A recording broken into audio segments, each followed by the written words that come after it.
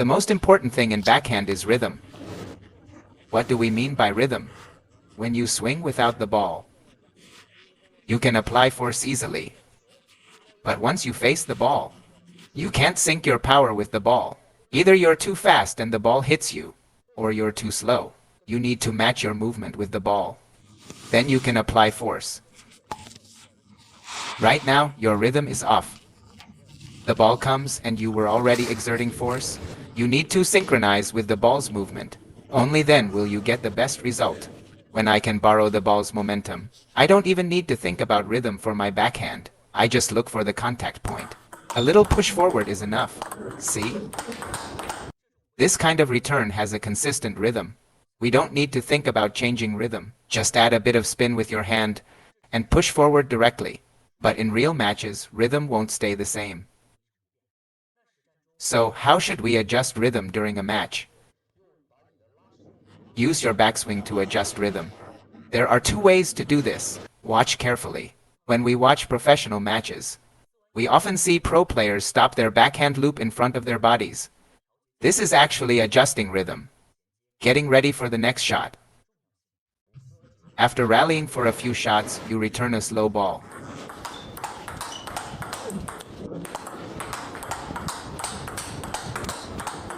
Suddenly, it's a slower ball. This happens because of an early backswing. It's like you preloaded the energy, but the timing of release is wrong. You swing too soon, and the ball hasn't arrived yet. You don't swing, and you just hold back. But when the ball comes, you've lost strength. You swing, but your rhythm is off. After I finish the loop, I make a brief pause here. When the ball is about to come, I follow its rhythm, and then backswing. Watch again. I make a pause.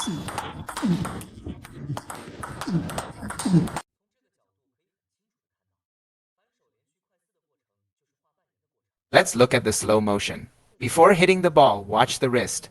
Did it stop? No, there's a kind of rotational energy building up. After finishing one loop, the hand doesn't stop. It keeps adjusting. This way, backhand and forehand can connect seamlessly, instead of pulling the backhand back immediately to prepare for the second shot. The wrist is also storing this energy. If you release it directly, it won't work. But when this motion happens at the right moment, you get this motion. This allows you to use the body's inertia, the wrist's rotational inertia. This gives your wrist a sudden burst of acceleration power.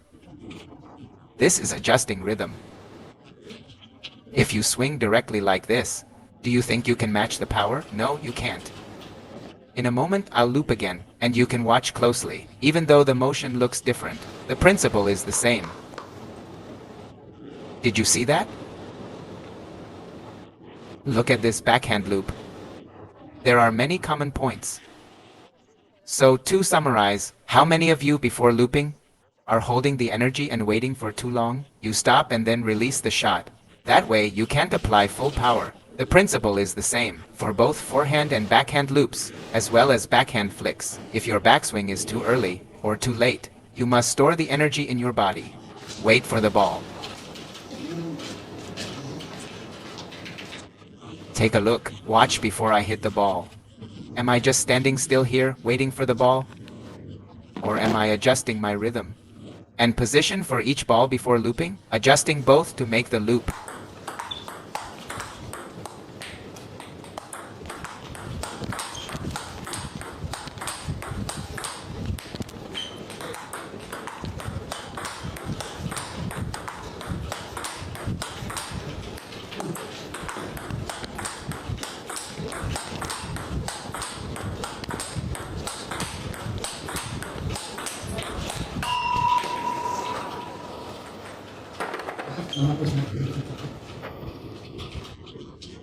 Let's take a look. Watch me before hitting the ball. Am I swinging directly? Or is there something more? Look at the wrist with this shot. Watch this shot. Has the ball already bounced on the table? Then I backswing. There's enough time. Watch when I start pulling back my wrist. Has the ball landed yet? My hand follows the ball. The movement is the same as Fangbo's. After finishing one loop, adjust your rhythm. Don't pull back immediately for the next shot. Instead, keep drawing semicircles, while observing where the ball is going. If the ball is still coming to the backhand, you continue moving forward to hit it. Throughout the process, your hand never stops. Slow motion footage will help you understand better. Watch closely to gain more insight.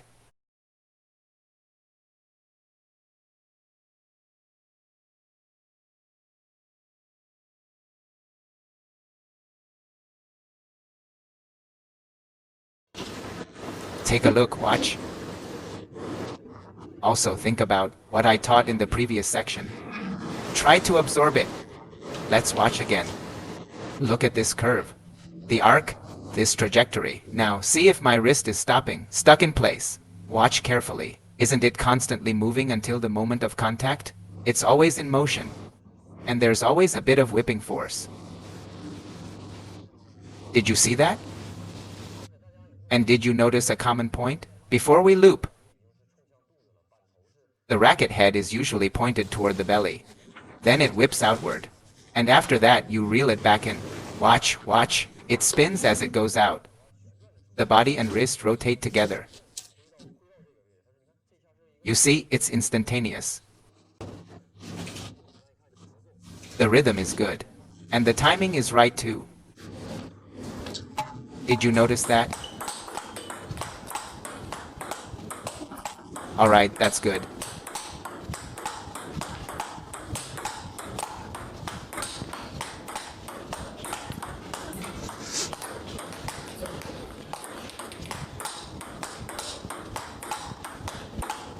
Look, after he finishes the last shot before hitting, isn't his wrist like this too? After the ball comes, the wrist rotates backward. If he rotates it back too early and waits, he won't be able to make the shot. Look, he stops here first, then the wrist starts rotating. You see? It's rotating back. Watch. He finishes the shot just like that. Look, he rotates the wrist. The body powers the wrist's movement. Watch closely. Wrist rotation, see? It's rotating. Do you get it? Did you see? You're right. Rotating the wrist is like drawing a bow. If you don't pull it back, it won't shoot out. But when I hit the ball, I use my wrist and fingers to control the ball. Holding it firmly, the forearm and wrist tighten. Watch. When I hit the ball, the wrist tightens. Look. First, hold the ball. Then the body and forearm tighten. Tighten up. Did you see that? When hitting, the wrist shouldn't flick. What's the common mistake people make? Watch how they loop. After looping, they immediately pull back. This way of looping is like a windshield wiper, back and forth. That's not right. Plus, this way of hitting tires the hands easily. The movement is too stiff. Look, where's the ball now? It's already on the table. Only then do I pull my wrist back.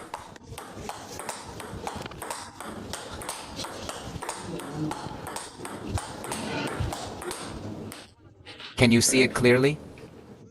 So, this is one technique to adjust your rhythm. The second rhythm adjustment technique is to slow down your backswing. For example, if I loop like this, I can match the ball. But what if the ball slows down and I can't match its power? Look, first I do a normal loop. Give me a slow ball.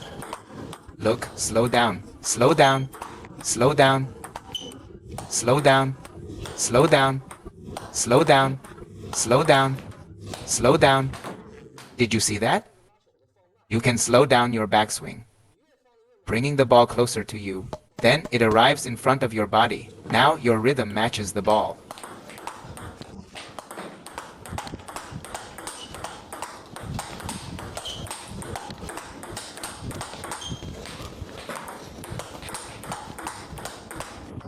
Always adjust your center of gravity, right?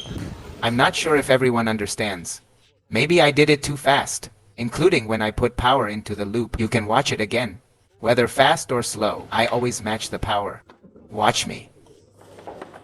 See, when I go slow, how do I adjust? Did I quickly backswing to loop the ball? The rhythm will be off. I pause here. The ball is coming. Around this moment, I then loop the ball. So you use that extra time by slowing your backswing to match the rhythm of the ball.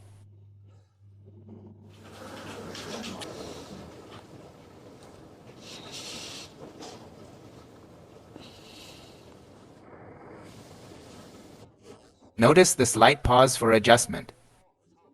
Because when the ball touches the net, it slows down, right? Then I pause here. Pause for a moment.